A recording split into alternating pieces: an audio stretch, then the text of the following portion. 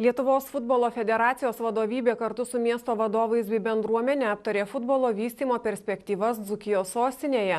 Susitikime diskutuota ir apie problemas, su kuriomis susiduria Alytaus sportininkai. Apie tai Viktorija Ražukaitė.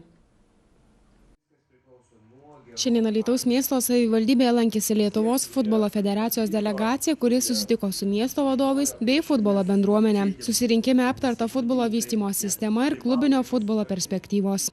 Šiandien buvo kaip tik susirinkimas, diskusija, kartu meras, tarybos nariai, futbolo bendruomenės nariai apie tai, kaip turėtų atrodyti, kaip galėtų potencialiai vystytis Alytaus futbolas arba futbolas Alytuje.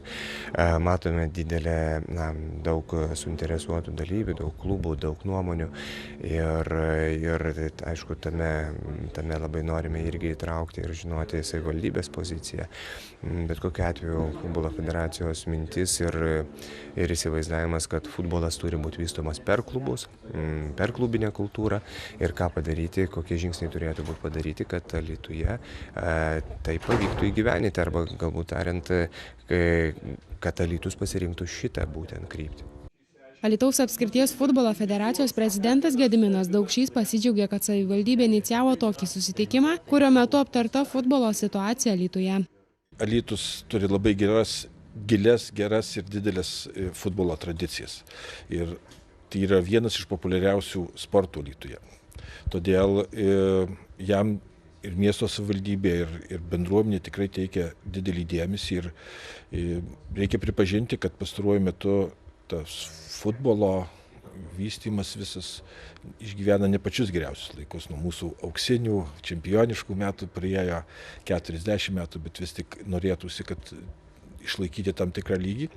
Pasak Lietuvos futbolo federacijos prezidento Edvino Eimonto, pirmiausia reikia išdiskutuoti visas problemas ir ieškoti jų sprendimo būdų.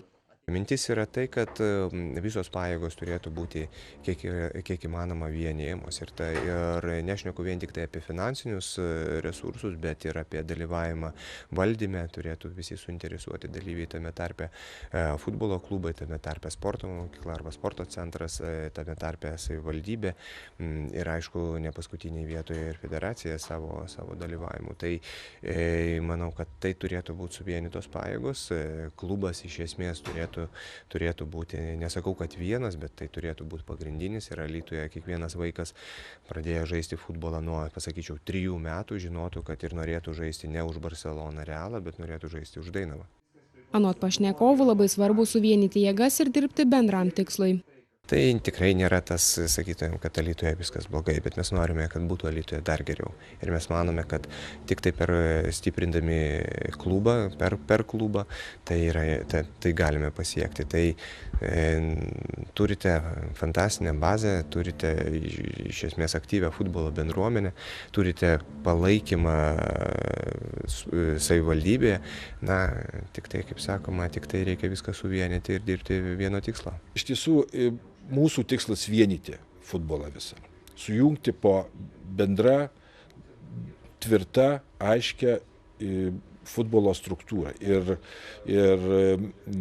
su savivaldybės pagalba, su savivaldybės specialistų pagalba, aš manau, mes tai pasieksime, kad jis būtų skaidriai valdomas, būtų skaidriai veikiančios struktūros valdyba, visuotiniai susirinkimai, kad ir ten balsą turėtų ne tik futbolininkai, bet ir žiūrovai, sirgaliai, veteranai galų gale, kurie irgi atidavė daug vietos, daug energijos futbolo vystymui. Tai, manau, diskusijoje tą išdiskutuosime, sukursime tikrai gerą europinį modelį ir tie visi ginčai, kivirčai baigsis ir visi dirbsime bendram labui. Svečiai taip pat apsilankė Alytaus stadione, kur pirmasis rungtynės Europos čempionato atrankoje su ukrainiečiai žaidė Lietuvos U17 rinktinė. Viktorija Ražukaitė, Kęstutis Ražanauskas, Dzūkijos televizija.